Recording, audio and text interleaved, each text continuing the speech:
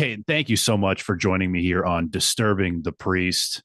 I've wanted you to be a guest for a while, and it's really awesome to have you on the podcast.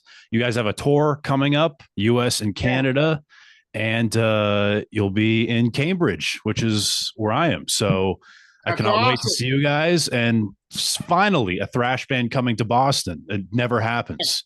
You know what's cool is we played in the area before, and like our first U.S. tour, we went out that way, and there's something really special about that area. So I'm sure the show is going to be awesome. The last tour we did with Dark Angel was great. So coming back there, I mean, like that's what's kind of funny. You brought up that area, and you're in that area. But today I'm doing some promotional stuff that after I get done with this interview, because I really enjoy playing that area. I mean, we the first time we played there, what was it, 2000? What was the first time we played in the Boston area? 2000, like You mean Middle East? yeah, the Middle East. Maybe six? 2006, man. Like that was Seriously. yeah. You know what's crazy? And back then there was a brand new band kind of that was like been around for a few years that opened for us called Municipal Waste. That was the first time we played out there. And so we've always had a good relationship with the Bostonian area. Is that how you say it? I don't know, but Yes, Bostonians, yeah, yeah, New there's England. yeah, there's something special when we play out there. The first time we came, we didn't know what to expect, and it was explosive, and it was really cool to have Municipal Waste with us as well. But every time we've gone back, we always look forward to playing that area. Yeah, well, a lot of bands don't come through here often, and you would think they would. And Yeah. the fan base is so dedicated. So every time like someone comes around, I feel like the fans make it count, Yeah, you know? it's awesome too because it's like a combination of metal meets cross like hardcore. So the shows are explosive. That's what I'm expecting because like every time we've been there, it's one of the like, out of all the dates we do on these U.S. tours, that area is explosive. So we really get up for that show. Yeah, Boston as a whole just has so many hardcore roots to it. Totally. Slapshot, there's so many legendary bands out of Boston. So yeah, for sure. There's some punks that will be at the show for sure. Now No, this we tour love is that. awesome. Yeah, Yeah. we love that shit, man. That's what we're all about. And also, normally when we play those areas, there's no barriers. We played a lot of different shows where there's big barriers and shit, and we hate the barriers. So if there's no barrier, I think we're gonna connect really well. Yeah, you guys will be at the Sonia, which is a new venue that just popped Huh. up in Boston, and I've heard great things from it. So Okay, cool. I'm excited to see you guys. What are you anticipating about this tour? Because you're not only going to be in the U.S. but Canada as well. Yeah, I mean the last one was really good. It was actually surprising because we didn't know how we would do, and it was awesome. We came back. It was a successful tour, so we're going back out. We just expect to, win over more fans that haven't seen us.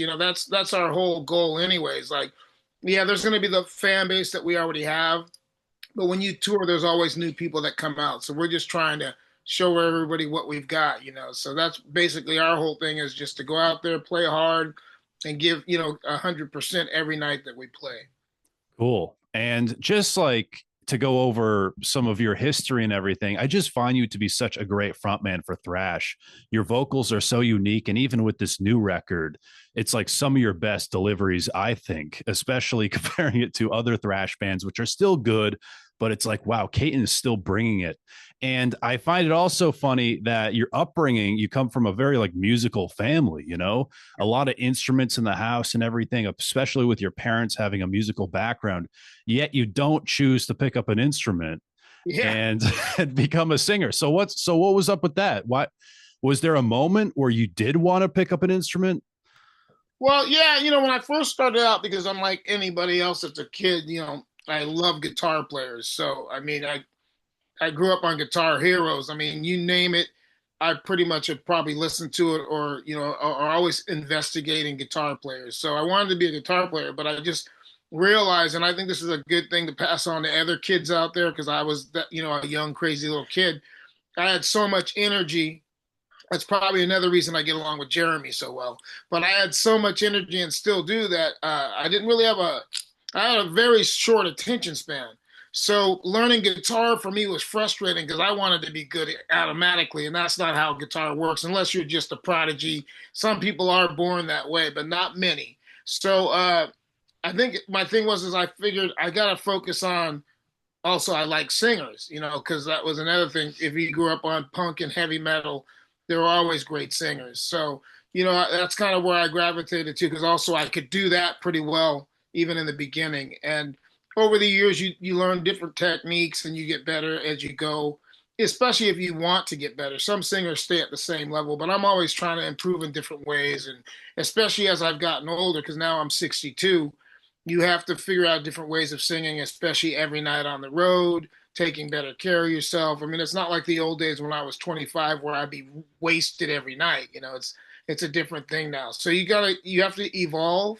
But I think it's the same with any instrument, whether it's vocals or guitar or bass or drums or whatever you play.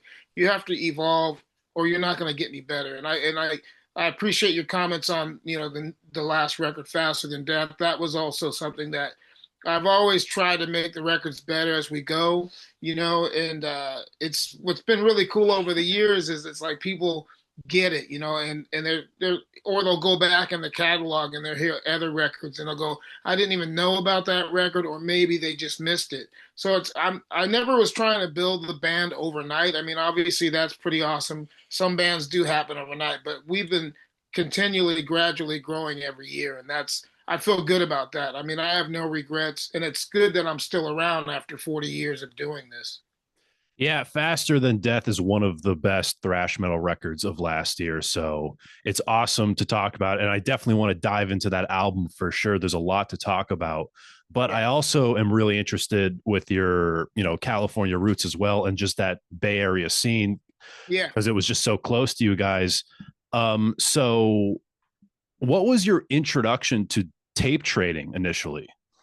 Well, where I grew up was basically in between Orange County and LA, because Los Angeles is right next door. So basically, there are cousins. And same with the Bay Area, even though it's further away, I really consider San Francisco like our cousins, even though there's always been a little bit of well, I wouldn't even say a little bit. There's always been a big competition between LA and San Francisco, which I actually think is awesome. And I'll tell you why, because that only makes you better. I mean, if you're going to be compared to each other when you both have such great bands, like the argument can be made either way. Both areas have produced some amazing bands. So growing up in LA, we were just trying to do something different, because there were so many bands, and, especially the Satanic thing was really big back in the 80s. Which we love that too, but we just didn't want to be like everybody else because there were so many bands. I mean, you could drop names all day, but a lot of bands had that darker edge stuff. And we just thought, also, we liked punk, so we wanted to be kind of a crossover thing. And, so coming up in the 80s and the tape trading thing was perfect for us because that was an underground thing, which we're still a part of, even though we're bigger now than we were back then. But you should never forget your roots. And the tape trading thing evolved just from everybody didn't have a record out yet, and we were trying to get our music around, and it was such a bitchin' thing to be a part of because Metallica had their No Life Till Leather demo. There was some bands from the East Coast like Overkill and even Anthrax. They were doing demos back then, and from Canada we had Exciter, and obviously Anvil was a little bit before that, but those bands were still pretty underground. Bands like Sacrifice, Slaughter, Razor. But we also had California, and between Southern California and San Francisco, truckloads of bands. Us, Exodus, Dark Angel, Testament, who were called Legacy in the beginning. Obviously, there was Slayer and there was Metallica. So you had all that going on, and everybody was tape trading because that was really the only way to get underground music. But all of a sudden the label started noticing, and obviously Metallica was basically the first band to get signed, and then the wave just started dropping, like more bands got signed, and you saw independent labels like Metal Blade Records and even Megaforce Records on the East Coast. So, it was just a melting pot of, tape trading first, and then all of a sudden we all started getting record deals. We got our record deal '84. We did the first song on the Metal Massacre that got out, and those Metal Massacre records spread our music so fast. It was crazy. But a lot of people don't realize we also had a European label, which was called Earache Records. They weren't called that yet. So Earache Records was, we were on their first record they ever put out, which was a flexi disc. And so that got out. And before we knew it, we were in territory we'd never been in before. We were in Kerrang magazine, we were in Sounds magazine, we were in NME, all these European magazines and heavy metal fanzines. And so it just spread from there. But it was, we got lucky because we came up at a really good time. Like 83 through 85, that was when the explosion was really starting to kick off, and so we got to play with a lot of great bands. And the tape trading got us, the Metal Blade Records deal. Brian Slagle heard our music through that. And then from there, it just started to explode. We got invited up to San Francisco and we were playing with Megadeth and Exodus, and the rest is actually history now. Yeah, and there were so many great bands too that a lot of people don't. Ulysses Sin, Insanity, Tyrannicide. There's so many great unknown bands in that like just explosion melting pot of a like a state scene almost, because they're from everywhere, and just like the Bay Area as well. I just, it must have been just so overwhelming, especially with all this the band like bands starting to be signed and everything. It was. And then all of a sudden, here comes another explosion with crossover music. So you had DRI and, all these other bands like MDC and The Accused from, up north. So we just had this explosion of everything. And then it was just like the labels were starting to feed on it because there were labels coming out of everywhere, like Combat Records. And, so it really was great to be a part of and witness. Though we never had a clue that it would be 40 years later, though. None of us were even thinking, we weren't even thinking 3 years down the road. We were just thinking of the moment. It's cool now when I see kids at the shows, though, because it reminds me of us back in the 80s. So, I mean, I know that there's this thing with retro, but no, it's like so crazy to see kids drinking 40s at the shows and hanging out in alleys, and, they're dressed just like we were. So, but it's actually cool. Like I can't put any of that down, man. It's like they have to learn somewhere, and at least like for me, it's like we proved a point. This music is legit now. Like we never thought it was gonna be, but it really has become something. At the same time, it kind of proves that thrash metal is timeless, right? With all the kids, especially a lot of the new wave of thrash metal bands coming up right now, where it's like literally just like, is that just like a Megadeth cosplay I'm seeing? Like literally it is fucking everything. crazy. I'll be honest with you, even for me, it's mind blowing. And it's like I mean, I saw it kind of happening again, but to see where it's at now, because one year this was years ago, probably a couple of decades ago, we were in Norway, and I was at a record store there, and I was seeing a lot of these newer bands. Now they're not so new, but I remember seeing like the explosion of the new wave of thrash metal bands. And now those bands are like 15, 20 years old minimum, but they're still young to me and new to me because, we were from the, 4 decades ago. So, but it's awesome, and I actually really appreciate it. Like when we meet these younger bands and they tell us what the music means to them, it's fucking, it's the highest compliment you can receive. Yeah, and it means a lot to me too as a fan. And I know that you collect vinyl and everything, and I've seen some of your, collections and some of the things you've shown off, and you obviously are into new album, the new wave of British heavy metal. And Oh, yeah. I know back in the day, especially in the thrash scene, that was kind of a hot topic, and that was definitely a genre a lot of people shared. How much of an effect did that genre have on Hirax and just your singing in general? Huge, huge. And this is what's good about those memories too, because we were all going to the same record stores. So there was this store called Middle Earth Records, and it was in Downey, and that's where Metallica came up. So, that was when we were all still hanging out. So we'd all go to this store and basically fight over the records. It'd be like James Hetfield and Lars would be in there, and their original bass player, Ron McGovney, because that's where they were at, was in Downey.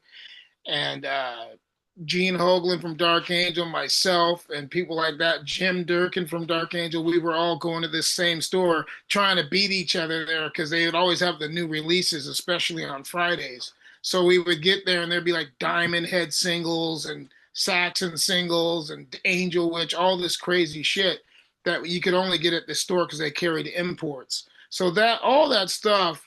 I mean, when I think back to like even Strong Arm or The Law by Saxon, or if I think of the first two Raven records, we bought all those records there, and that really inspired us. Really, what it did was made us want to play even faster and harder because we heard those bands, and it really made us want to take it to another level. We didn't even know that's what it was called back then, because now that word, even that word, take it to another level, is popular now. But nobody even thought like that back in the '80s. But we just knew that we wanted to play faster because if Motorhead was playing faster or if Venom was playing fast, we had to go faster. Yeah. So once you have that collection of songs for Raging Violence, what do you remember about recording these songs in the studio? Awesome. We were young, so we didn't know that you could take your time. Like all those records, the first two Hirax records were both done in 3 days. You know, yeah, yeah. I mean that now we'd be like, what? That's a load in. You know, where you load in your gear and get it mic'd up. But back then we would basically load in as fast as possible, start recording that same day. Now we actually load the drums in and let them sit overnight because the mics have to sit on the drums and settle. But back then we were just, young. We'd never been in the studio before, so we thought we were slow, And I know the producer now. When I talked to Bill Matoyer, he's like, we were laughing because you guys were so damn fast, and you guys got basically all the songs done in one day, and then we would mix, like use the next 2 days to mix and edit parts. But recording was way different back then. We didn't have a click track, so a lot of those records are done without click tracks. Well, all of them are. We didn't do that many overdubs. Like now bands like guitar players are in there doing double and fourple takes of shit just to get the guitar sounding really big. But it was a different process, but also an awesome one because we were kind of innocent. I wouldn't say innocent partying wise, but we were innocent to the process of recording those records. But I think that's what's cool now. When I listen back to those records, I'm like, that's pretty amazing that 21-year-old crazy bastards were in there bashing out these records that fast and getting it done.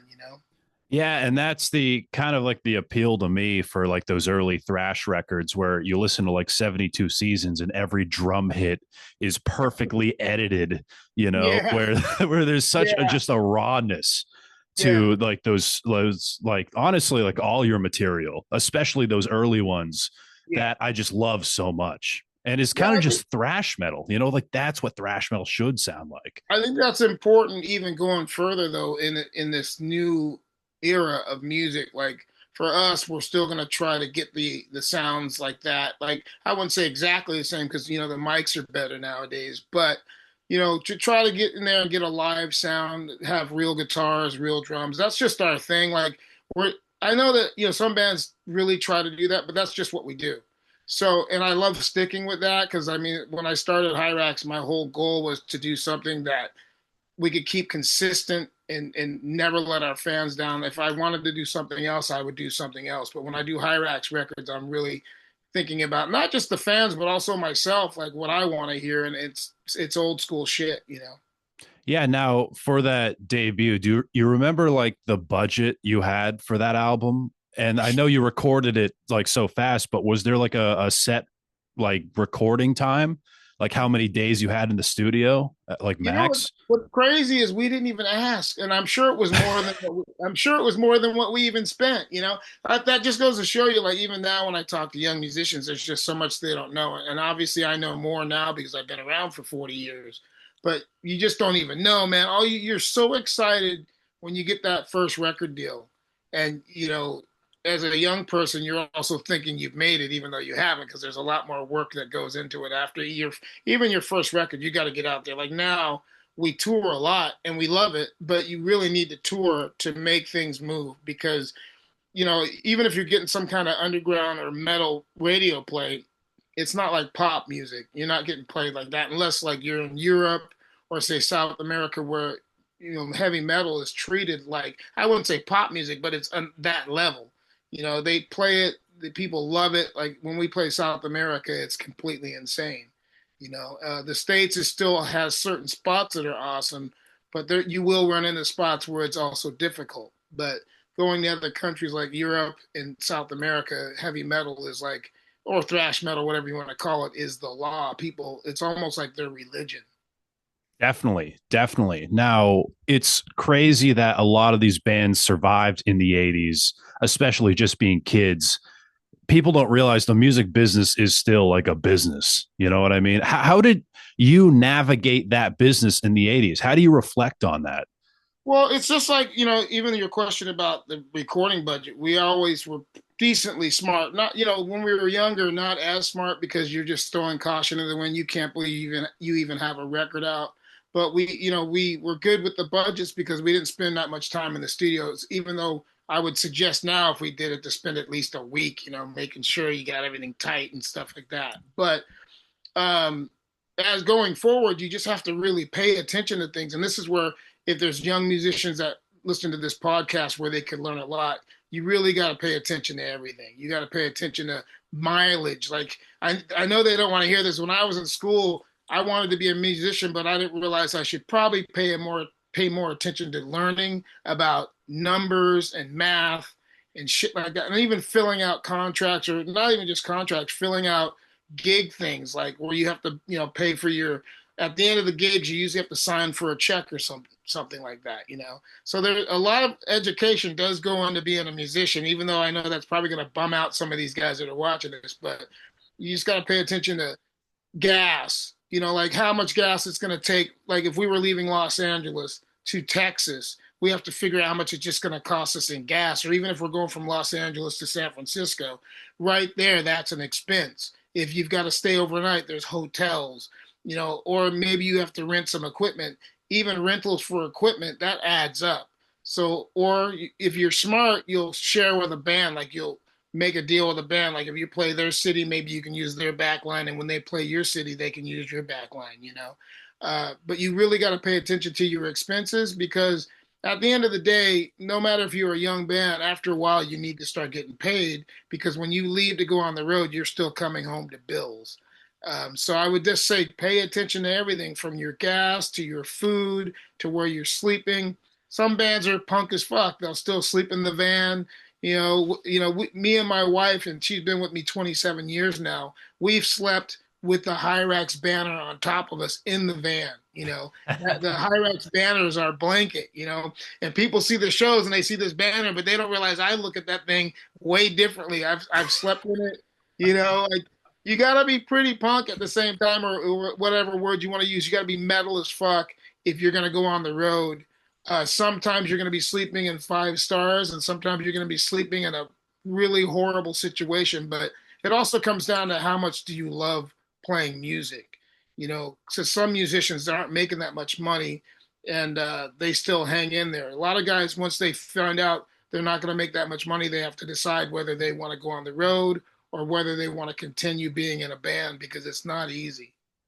Yeah, for You know, for sure, for sure. just trying to also let people know that it's not as pretty as it might look. Sometimes it looks awesome, but there's so much that goes into it. Even like a 45-minute set on stage, most bands practice months at a time before they play one show where they play for 45 minutes. And that's not even including the load in into the venue, getting set up, doing sound check, and then waiting around to play, and then at the end of the night doing all that all over again, loading up their vehicles and going back to wherever they came from. Well, people just show up to the show, they see the band go on for 40 minutes and then get off and they're like, that's awesome. That's what I want to do. Or, they Yeah, don't see what's going on in the van. yeah, it's a lot, and also even just the travel alone. That's why a lot of bands break up because they get in a van with each other and they go on the road for 4 or 5 hours and they go, I don't know if I want to be in a van with this guy that long. So there's a lot that goes in, to the whole process. It's nice when you do, like right now. I mean, I can't complain. I mean, things, who knows, things can change, but when you're working with guys that you actually like, it makes it a lot easier. For sure. Definitely. Now, continuing this, Hate, Fear, and Power is an excellent record. Why is it so short? It's That's it's under 20 minutes, right? yeah. That was, you know what though? We never knew that was kind of start something because what happened was is Metal Blade Records wanted new material, but we weren't ready. We were like, we don't have enough songs. They're like, yeah, but you gotta keep going while it's hot because the first album was out, Raging Violence. It was doing really well. We were charting in the heavy metal charts. because this is before they had different genres. They didn't have even thrash metal was still very new. So they were still calling it heavy metal or the metal charts, you know. Crossover didn't really start coming till a little bit later. So, anyways, we were charting. Metal Blade was like, you got to go out on the road. You know, we're going to help you get a van, the tour, and all this stuff. So they're like, no matter what, you're going in the studio at this certain date and just record whatever you have. And that's what we had. But it ended up working out great for us because a lot of that's when crossover started. And we didn't even realize we were a lot of things because, you know, we love punk, we listen to punk and metal. We weren't afraid of both genres. Some people didn't want to mix that, but we did. So it was like crossover before we knew it. And that record to this day, it even surprises me what it was able to do for it being so short. But it kind of became one of our things. Like a lot of bands, I remember hearing interviews with bands like Municipal Waste where they were talking about hate, fear, and power, and it made me proud, you know? Yeah, it really is quality over quantity, you know, and I Yeah, feel like this is a trend that continued in the rest of the band's discography. yeah, and I think also even when you look at it today, a lot of bands the records are shorter because also people have a short attention span, and it's just the way it is. I think because of the internet, people can get on there and when they feel like it's switched to another song real quick or go to another band. Like if you're on even these other sites that some people don't like to talk about, which I have no problem with. If you're on Spotify or iTunes, people can go from Hyrax to Overkill in a second. They can go from Overkill to, you know, As I Lay Down, whatever they listen to. But I'm just saying you can jump around and check out bands that maybe you've never heard before. So you'll notice a lot of bands have shorter records. There's a lot of 30-minute records out there now. But I still think, like you said, quality over quantity. And it's like our next record will probably be a lot longer than Faster Than Death and faster than and even longer than Hate, Fear, and Power. But that's also because now we've had some time to work on these tunes. You know, like we're writing right now and having two guitar players like Jeremy and also Alan bring stuff to the table is amazing. And we've got a really good drummer with Matthew. So you know, there's a lot of ideas. Like we've been writing it. It's like almost where we just, if we had more time, it would be insane because the riffs are just dropping like all over the place. We've got a lot of riffs. We're still kind of going through and fixing and I'd say polishing them off, you know. But the next record will have more time. But I still believe in whatever a band like. Even with our last record, there were people that gave us some shit about it. But when they heard the material, they were like, "Oh, you changed my mind," because they were. I think what it is, people are used to like even the newest. I'm sure the New Testament records probably clocks around an hour.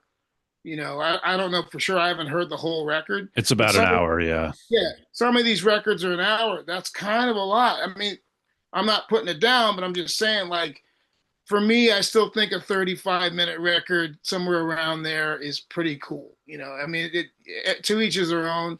Even on Faster Than Death, we did what we wanted to do. I mean, and I'm like I said, I feel good about it because the tracks are strong that way. I think if we would have tried to do another 20 minutes of material, we might have had some clunkers in there, and I don't think that's cool. I think I'd rather make sure the record has choice cuts over it than just trying to fulfill a record label thing. Because like when we did Immortal Legacy, which is finally getting reissued, even though I'm proud of that record, there was a lot of pressure on us to put, you know, extra beat, extra cuts, you know, bonus tracks and all that, and that was a little stressful. So I don't think you should be forced to do anything. Like I said, I'm still proud of that record, but there's, you know, a lot of record label people trying to tell us what to do. And that's why, if you notice, like with Faster Than Death, it was almost a big middle finger to the record company. People was more for the fans than anything. Which it comes off that way. And I love that. And you make a great point, and I feel like there is a healthy middle ground between, like, you know, I know Sean Killian has said that he's never putting out a full length again, and it's only going to be EPs because he feels like he can't live up to the early material, which I kind of disagree with, you know. And even you guys, like the new record, I think is excellent. And hearing you say like in the future we'll put out something a little longer, I'm for it. I'm 100% for it. But at the same time, I feel like no matter how good the record is, a single disc is perfect. When Yeah, you get into the double vinyls, it's like, all right, it's you a know, little crazy. Yeah, and I think how about maybe make that the next record? You know, like yeah, I think that's what's cool about. like even 70s rock bands like AC/DC, they could put out two records a year, but they had recorded them, a little bit staggered, and then they released them. But also, like you said, back to the quality thing, that matters the most. And to me, I won't be forced. I'd rather put out a shorter record or a little bit longer the record if it's good shit. And I feel really confident with the new stuff we've got. I mean, there's already 4 tracks that we've got that are being hammered out right now. Wow. Okay. That's Yeah. awesome to hear. Cause I was like, are we going to have to wait another 11 years? No, You know? not at all. We're actually crazy thing is we're going in at the end of February. We've actually put it's not really pressure. It's more like if we set a date, we know we have to be ready for it. It's like a good way of tricking ourselves to kick ass. So like end of February, we got to be in the studio. 3 of the songs are already being played at rehearsals and they're sounding really good. We're bringing a 4th one in, which is actually Jeremy just finished up a tune for us. So his is Great. the his is the next one on the chopping blocks, and I've already heard it, and it sounds great. That's why basically they'll run stuff by me, and I get to pick, which is great. It's part of my job. But this one, when I heard it, I was like, Jeremy, you got some good shit there. So we're gonna be doing that one, and the other 3 songs I feel really strong about. So it's great when right now I'm really excited. Like it's great to be feeling that way when the material's coming from the right place.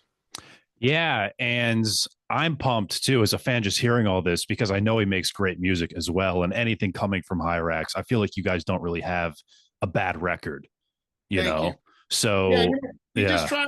try to think about stuff like you really gotta like if you're gonna do this shit and do it from the heart. Like I think that's the big thing with us is we know that people that come to our shows are pretty hardcore, man. Like traveling across the U.S., even like the tour we did months ago, but talking to the fans every night, and you get like we almost get schooled ourselves by our own fans. Like they, really are very vocal about how they feel about us, and we don't want to let them down. So when you have that happen every night, and people that are like emotional about your music, it makes you want to strive to keep kicking ass for them.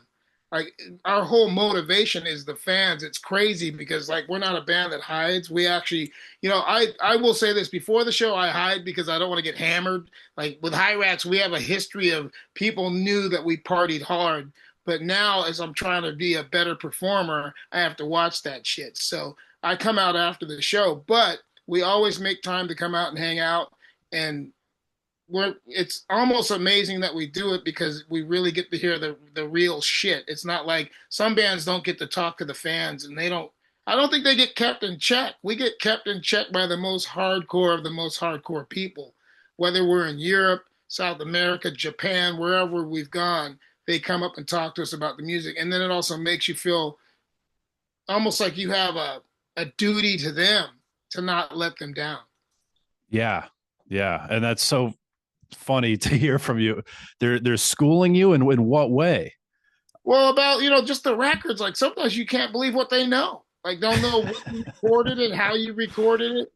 We did an EP years ago called El Diablo Negro. It was just a 3-song EP, and there are people that found out because we never really wrote about this, but it was recorded in a chicken coop.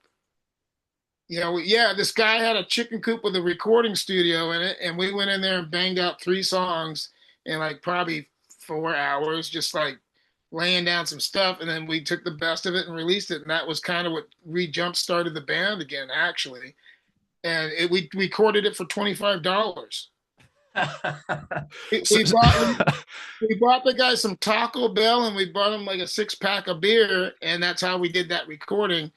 And it was just cool that some people knew that. So yeah, they school us on the history of the band. They know so much. It's just like you feel an obligation to them. And some bands might not feel that way, but I do feel an obligation to the fans. I mean, just some of the stories, dude, it would blow your mind. Like we were in Spain one time. This guy came up. Looked pretty emotional, and this has happened a few times. But this guy said that his brother died leaving one of our shows. Yeah, crazy story. And he goes, but I'm here to represent him, and I'm wearing his denim jacket that wow. they found in the car after he died. But he had his brother's denim jacket on, and he comes to our shows every time we go through Spain to That's represent his insane. brother. Yeah. Yes, and Wow. they buried their brothers. Like a couple of guys had buried their family members with Hirax records in the coffin. So if you don't, how can you not have an allegiance to your fans when you hear that kind of stuff? Like we really are blown away by that stuff. That's all I would need to hear. Yeah. It's heavy, Real heavy, real but it, heavy. but it makes you realize how important your music is to certain people, and so you don't want to let them down. Yeah. And I don't think you ever have, really. Well, I'm trying my damnedest not to. Well, hearing about what's on the horizon in this tour and the latest record, I know that I think we're in good hands as the fans. And there's so much dense history to you as well. Phantasm, I think, is cool. I think is really awesome. And Yeah, this is like 86, right? So this is right after yeah. Hate, Fear, and Power. So how did that all come to be? Well, I used to hang out with Metallica in the early days. Like I'm talking way before they moved to San Francisco. They lived in LA. And that to me it's still the funniest thing is some people don't realize Metallica came from Los Angeles. They didn't come from San Francisco. They moved to San Francisco. But we used to hang out, and when Ron got basically kicked out of Metallica because they saw Cliff, and I like both guys, but I get it because Cliff was amazing. Luckily, I got to see him in the early days too. But when they got Ron out and got Cliff in, Ron was just sitting around L.A. just drinking, and I was drinking with him because I was still in Hyrax. But when I finally did leave for the brief period of time I did, I just talked Ron into jamming. I'm like, dude, we both just sit here drinking. Why don't we start jamming? So we did, and we brought in some other players, and Gene Hoglan had heard about it. And he's like, dude, if you're doing this, I want to play drums. And we're like, that's let's go, because we love Gene. I mean, even back then, Gene was amazing. Like, he grew and he's gotten incredible, but he was fucking good already back then. And that was like 86. By 87, like early 87, we recorded the demo. And I'm still proud of that demo. I mean, but the thing is, like, whenever you have these like kind of super groups, it is kind of hard to keep them all together. I think after that, Gene went maybe I don't even know if it was Dark Angel. I think he finally went and started playing with Chuck with Death somewhere around that time. And so to keep everything together, and it was just a different time. I ended up going back to Hyrax, but the Phantasm, for as brief as it was really awesome. And it was just basically me and Ron's band that we put together because we were sitting around drinking, and we got Gene to play drums on it, and it was great. Like it's one of those thrash metal demos that if you can get your hands on it, definitely seek it out. Very proud of it. It's so legendary and underrated. Are you Yeah. still cool with those guys? Yeah, I mean, most of them, I mean, some guys dropped out. Like, that's what's crazy when you've been doing this for over 4 decades. You'd be amazed how many musicians aren't around, not just because of death, but some guys just go on to other things in life. Some guys become realtors. I mean, I'm not dropping names, but that's really what has happened. Some guys have become realtors, some work in grocery stores, or they got a house, that they got to pay on. And if you're not making crazy money, which, when you're playing underground metal, you're not making Slayer money yet, you can't go on the road. So, but yeah, a lot of those guys I still either hear from or talk to here and there, and I think some of it's where they wish they could have kept going, but sometimes it just doesn't work out like that. But I still, for me, it's almost like everybody I've played with, whether we had disagreements or not, it's like almost all of them are my brothers. It's crazy. Like it's almost like if you don't even talk to them again, it's almost like you had an argument with your brother, but hopefully one day maybe that gets resolved or not. But it's really a family thing. When you start playing in bands with people, it's crazy. As you get older, you start realizing that was a time in your life that you'll never get back, and that's some memories that you should be happy about because you had some times with those guys that can never be regained or recreated. Like when you can't get 21 back, you can't get 25 back. It's like those were some really insane times. I'm lucky I lived through it. Like partying with guys like Paul Bailoff, it's amazing that I'm still alive. Yeah. So what was your relation with Bailoff? Because didn't he fill in for Hyrax for like a Yeah, second? yeah. I love that guy. So this is going to be one of the coolest things you'll hear. Okay, so check this out. Some guys are competitive, and just some guys are cool. And Paul was cool. And there's no competitive with both of us because we're very confident in what we do. Like Paul is Paul, man. I love the guy. You're not going to hear me say one bad thing about him. Even the crazy shit he did, I loved. Not everybody's going to say that because some people were scared of him, some people were offended by him, but I thought he was fucking awesome and nothing but good memories. So even when he was in Hyrax, he came in after I was gone. I was actually happy. I was like, I'd like to hear some demos, man. With Paul singing on it, be interesting. Like it's like apples and oranges. Like he had a different style, and so do I. And but nothing but mad love and respect for him. I'm actually bummed it didn't work out until I came back. Obviously I want my job back, but yeah, I nothing but praise for him. He was a fun, very fun human. He also another thing that people don't realize he was also a really good guy though. If you knew him, he was a really good dude. Even funny, some people would be laughing to hear this. Last time I saw him, he hugged me, said he was happy for me, and just he was a good dude. So no matter how much crazy stuff people are going to hear, they're going to hear that too because he was a bit of both, but also a really good dude. I've heard the same thing as well from like other people who knew him, where he was just like, if you just talked to him and hung out with him, he was just such a cool dude, like such a great hang. Yeah. But at the same time he did have this crazy side to him, which like he was just embodying thrash metal. And you did say you did see him do some crazy things. What, and this is not on the air, what is maybe the craziest thing you ever saw Paul Baloff do? Well, the cool thing with me is when I talk about shit, to me, I'm an open book. Even if it was on Channel 7 News, I don't give a shit. I think you got to live with what you did. Not everything can be talked about, but this is a great one. First time I ever met Paul, we were playing together at a place called Ruthie's Inn, which is a legendary club from up in the Bay Area in Berkeley. Ruthie's Inn, it was Megadeth, Exodus, Hyrax, and the opening band that night was Legacy, which became Testament. And I was in the bathroom after sound check, and I came out of the stall, and there was Paul, and I hadn't met him in person yet. I knew about him because we were tape trading, and I had a bunch of live Exodus tapes, and I thought they were amazing. From the moment I heard them, I loved that band. Especially with him. It's not a diss to anybody that's played in the band, but Paul was a whole nother world. And so, anyways, I came out of the stall. He saw me and said, "Hey, do you want to do some lines?" And he ripped the mirror off the wall. He ripped the mirror off the wall, which is Ruthie's is the only place you could do that and get away with it.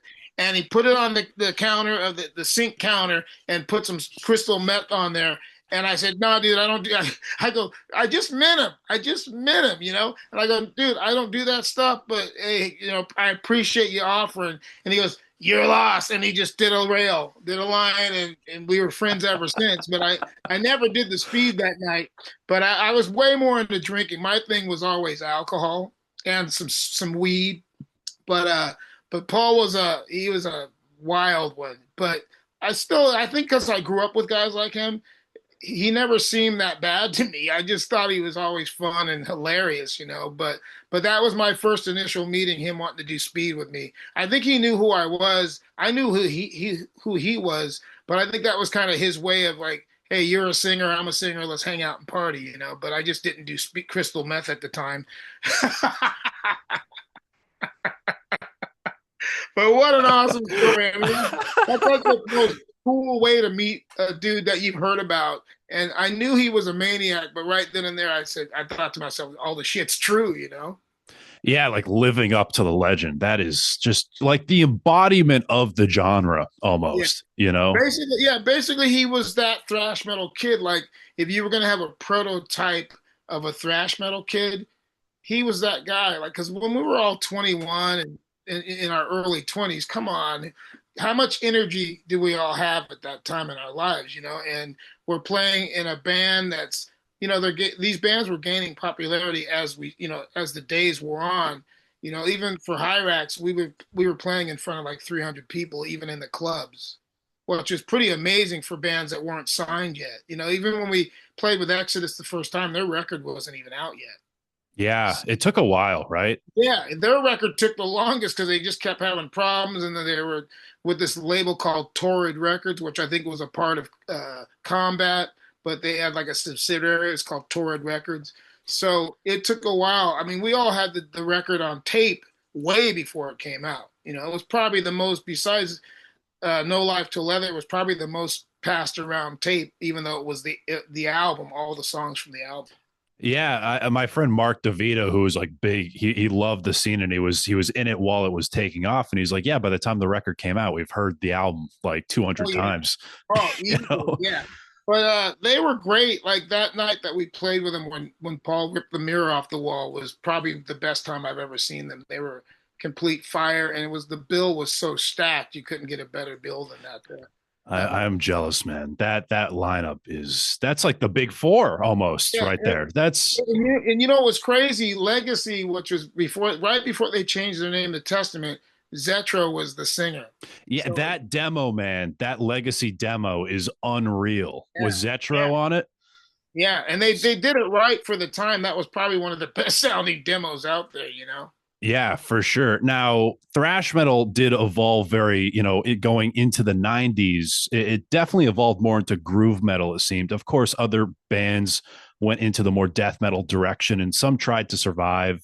Yeah. But how do you like perceive this shift? What was your view on it?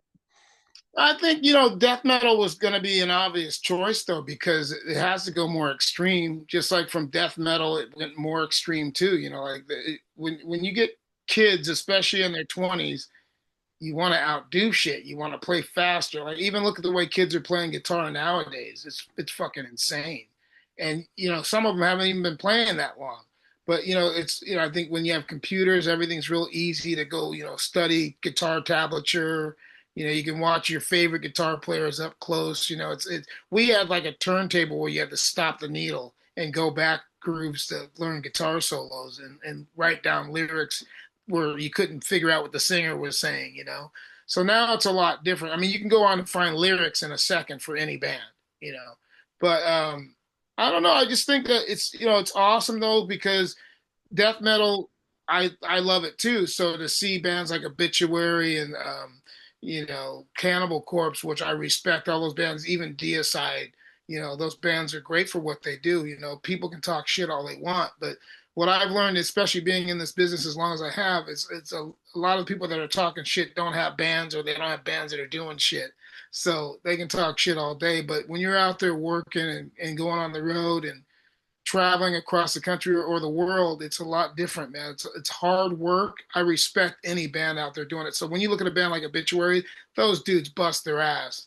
They've been going for how many decades now, and they're playing some of the most brutal music on the planet. You know. Yeah, and even today, that is still something I think of a lot because you have a band like Void, where it's like kids who are like 17 years old.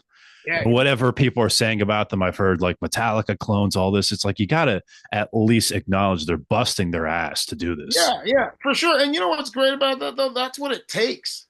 So if they're around like another 5 to 10 years, they probably will be killing because they have the right attitude. We just went out with them for a little while, and there's a few bands like that. I feel the same way about Municipal Waste and especially Toxic Holocaust. Especially Joel from Toxic Holocaust. I don't give a shit what anybody says. He's fucking awesome. He's worked his ass off. I saw him years ago, and I'm like, this kid. I was like, I love this guy. Me and my wife were in Norway, and they were playing. So I went out of my way to go from like we were on the another end of Norway, and we drove to I think Oslo to see Toxic Holocaust because I've known him for a long time, and I love the guy. So when you see that kind of work ethic, if you work hard like that, it pays off. But not everybody can do it. I've seen Toxic Holocaust work their way up the ladder, just like a lot of other bands. But you really have to have that killer instinct. So any band that's doing that, much respect. And yeah, there's gonna be people talking shit, but that's normally when you're doing shit right. Because a lot of it's just jealousy. And, with the internet, people can hide behind keyboards. It's crazy. It's not like when I was growing up, if somebody talked shit, you just drove to their house and fucking called them out. You can't do that nowadays. There's computers all over the world, so people just check in from wherever and talk shit, which is fine. It's something you have to kind of adjust to. And if you're going to be in the music business, you also got to have thick skin because there's going to be people talking shit. That's the way it works. Unfortunately, some people let that beat them down, but you should really use it as inspiration. Like if somebody talks shit, just make a better song. Go on the road, prove yourself as a band. Like, don't sit around and let it bum you out. I say to any band, if somebody's talking shit, you're doing it right. Get off your ass and get out there and do more. Yeah, fuck them, you know. Yeah, that's the best way to look at it. And like all of your heroes did the same. Motorhead did it. They were like, fuck everybody. Black Sabbath did it. When Black Sabbath started out, they were totally dissed. People said their music sucked, and look at where they're at today. They're one of the, well, they probably are in many people's minds, the greatest metal band of all time. Objectively, I think. Yeah, Yeah. I get it too. Like, don't get me wrong, I have so many bands because I'm a nerd, but Sabbath is definitely in the top. They're in the very top. They're my favorite. Yeah. Yeah, they're incredible. The best. They're incredible. I mean, you can't even argue it. But then you do have where you're like, there's so many other bands we love because I mean, that's when you get into music. It's like food. You know, you need a little bit of Kiss. You need some Thin Lizzy. You need all these bands that come into the melting pot. You know, Iron Maiden, obviously, Judas Priest, without a fucking doubt. You know, so it's. But Sabbath would, you know, you might as well call them Dad. Yeah, they're kind of like how they're the Beatles for like metalheads, you know, like they're the band who did it, started it all, you know, the most influential metal band of all time. Yeah, and if you think about it, they're a big fuck you to society too, and to the whole music scene. So it's pretty awesome, you know. I think, yeah, I mean, there's no other way to put it. They're basically the religion. If you think about it, they're like the Bible. Yeah. And that'll piss off some religious people, but what the fuck? Why not? Yeah, they did have an inverted cross on the debut, so who gives a fuck at this point? You know? Yeah, you're right. I think any level-headed musician would say they're the Kings. Yeah. Now, what I love about Hirax is you guys have like a pretty consistent sound where, you know, especially in the 90s, when I go through discographies, it's like, oh, here's the groove metal, here's the 90s, you know? Yeah. Where what was that mindset of keeping that, you know, consistency, but at the same time, did you ever feel pressure to dive into anything else like groove metal or death? No, I thought that would be a mistake anyways, because I'm that same guy. Like I'm basically when I meet our fans, I'm hearing myself talk. So the people that come to Hirax shows, I'm not saying they're dicks because I'm a dick, but I'm just saying they're hard asses, man. They're they're hard asses. Like they really know what they like. They'll crucify you if it sucks, you know? So I'm the same way. So when I'm doing our music, I just think like that. It's not that I'm purposely doing it, but I know like if you were to see my record collection, we probably have a lot in common. And a lot of people that come to our shows would probably have a lot in common, you know, with my record collection too. So we're almost on the same, I'm not saying almost, we're on the same page. I think those are the kind of people that gravitate to each other. You know, people that are like, I don't like sellouts. I don't like my shit too cleaned up. You know, like even, this is a perfect example. I love Maiden, but there's certain records I just can't, you know, they were too clean.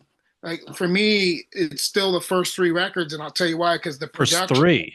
Yeah, I'm a dick, straight up dick. Yeah, like people trip when I tell them that, but for me, it's like from Number of the Beast down, and they're still great. Don't get me wrong, they're still a fucking fantastic band. But I just thought that their records got cleaner as they went for a while there, and it just kind of bummed me out. But also they got bigger. It's kind of like AC/DC. I'm the same way about them from Power Age down. I would say even Highway to Hell, but Power Age is like fucking such a great record. But it's a masterpiece. Yeah, so good. Highway to Hell's the turning point, and especially by the time they get to Back in Black. So I've always been that kind of a guy, though. I'm really hardcore about like that. Like even Saxon, for me, it was basically by the time they got to Wheels of Steel, I was basically out. Wow. Yeah, that's crazy. Well, all right. Well, what about Sabbath? Is there a point where it ends for you? I don't know. We're out technical X. All right, that's fine.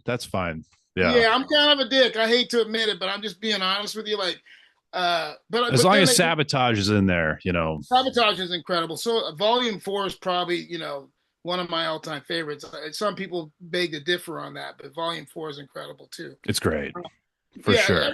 Everybody's got their Sabbath points, but they did win me back with Dio as well, even though it's a different thing. Same with Born Again. I love that record, but it's a different Sabbath, you know? I mean, some Sabbath people are so hardcore, they just keep going. They go on to what Tony, what was his name? The Tony singer. Martin. Yeah, there are people that Yeah. go crazy for that. That's kind of where I'm out, but I have friends that swear by that shit, you know? Uh, Dehumanizer was a great record. I For mean, sure. people can talk Sabbath all fucking day long, but I do have to admit I like the raw stuff. Like for me, the perfect record to give to somebody who's learning about Sabbath is, even though it's not a certain record, it's a greatest hits, would be "We Sold Our Soul for Rock and Roll." Like that's the perfect record to go, hey, you need to learn about Sabbath, and then you can go from there. But I've always been that way as a music fan coming up. Certain bands at a certain point, I'm like, I'm out. You know, that's I probably in a why. sense, I do respect it. Well, that's probably why I'm that way about even Hyrax. Like I know what not to do because that's just not going to be smart. And you got to kind of stick to your not kind of you got to stick to your guns. But I also respect bands. Like I saw Maiden on their Matter of Life and Death tour, and I was respecting them because I couldn't believe they played that whole album in its entirety. They didn't play anything else, and I was like, those guys have huge balls, but they pulled it off. So sometimes you just got to stick to your guns. And certain bands, there's certain periods where certain people bow out. Like even with Maiden, you never hear them talk about the Blaze Bailey records. Yeah. Or the Tim Ripper Owen stuff, for Yeah, Priest. That's yeah, never yeah. it's never been reissued even. Like, That's so where that's where they're like get somehow make that go away. But yeah. Let's just forget about this part. yeah, yeah. Now I feel like when it comes to Faster Than Death, it's just great all over. Love the album. It's just it punches you in the face. It's everything you want out of a Hyrax album. 11 years between the last two records. What was going on in those 11 years?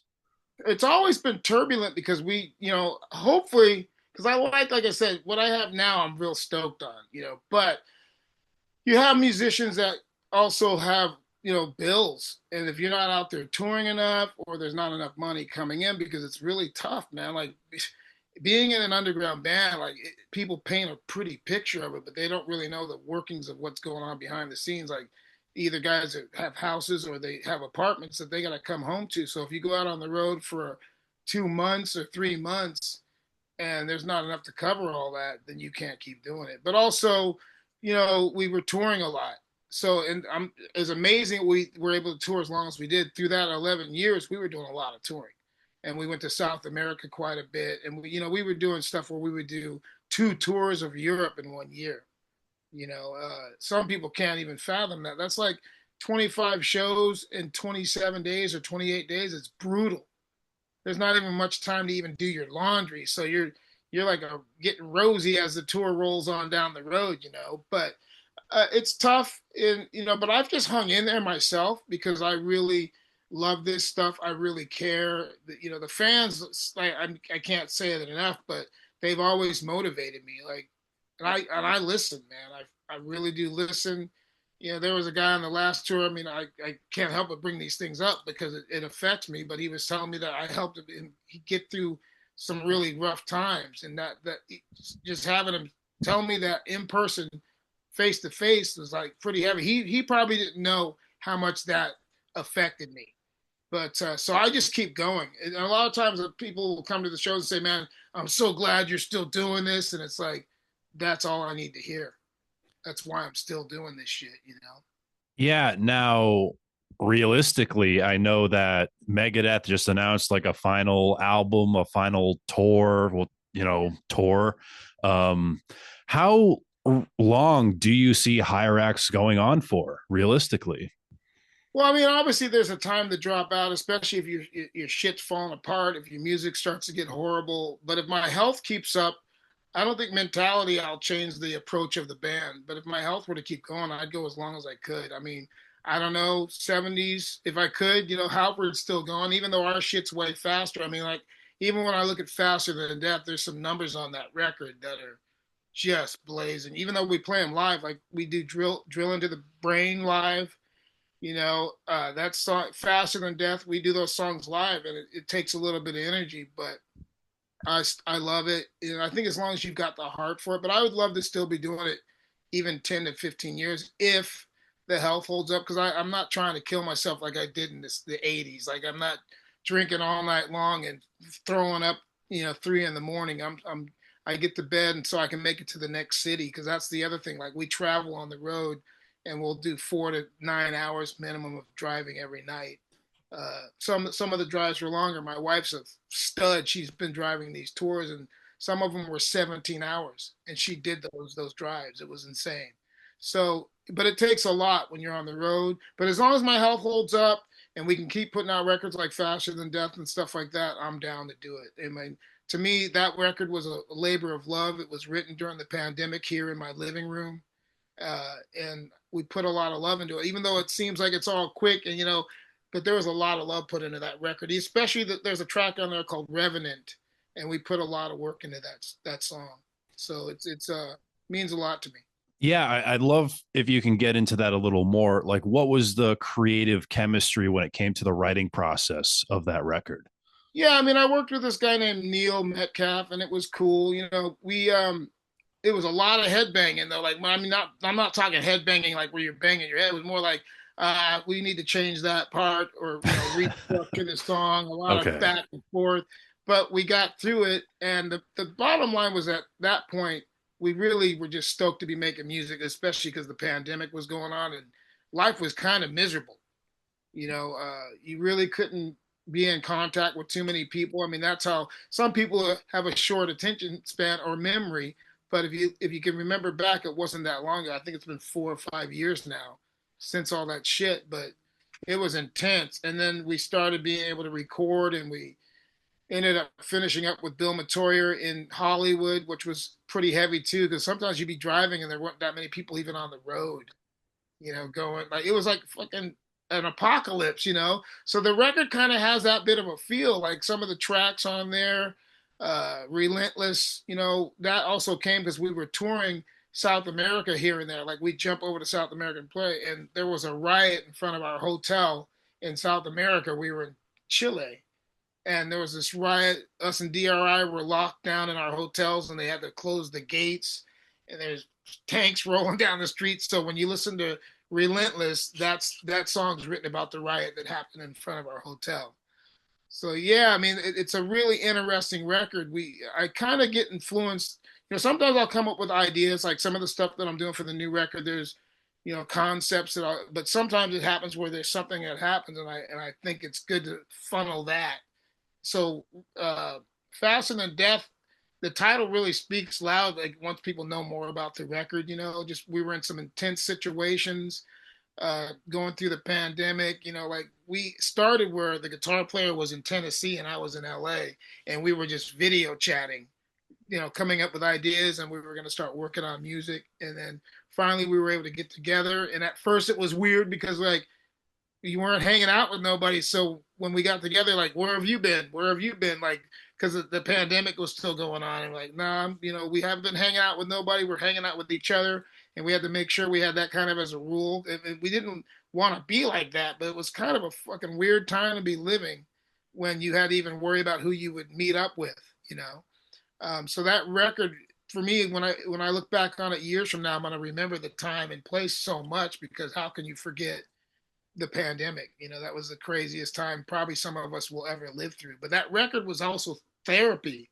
Like we were making music even though everything was fucking shitty. Like, we were just trying to, like, we would actually have alcohol brought to the house, like delivered and dropped off. So we had to go outside after the driver left, and we pick up the booze and bring it inside and continue to work on songs. Yeah, it comes off that way of like, maybe not venting, but just like processing what's Yeah, happening. that's totally what was going on. And then it was into the music too, because we were also here and there watching the news while we'd be writing songs. And we were like, when are we going to be able to go back out and play anyways? Like there was this urgency, like we want to play, but we don't know when we're going to be able to play. So the record, yeah, it's got a heavier meaning than probably some people are getting. Like, I'm glad kids are stage diving and beating the shit out of each other at shows, but there's a lot of stuff behind the music for sure. Well, it's a great album. This tour is really exciting. I cannot wait to see you guys. Katon, thank you so much for being on the podcast. Really appreciate it, man. And it was a pleasure. And also, dude, thanks for interesting questions. I do a lot of interviews, but that was pretty fucking awesome. And I appreciate your honesty. And that's like back to the whole Hirax thing. That's why I do what I do, because I end up talking to people like you that kick me in the ass.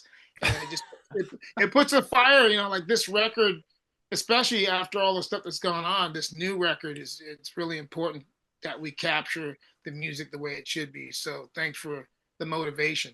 That's so exciting. We'll definitely connect when, that album starts getting steam and approaching its release, because I'll be excited to talk about that as well. Thank you again. I'm Brandon Battick, and this has been Disturbing the Priest. Hell yeah. It's death. I've just seen death.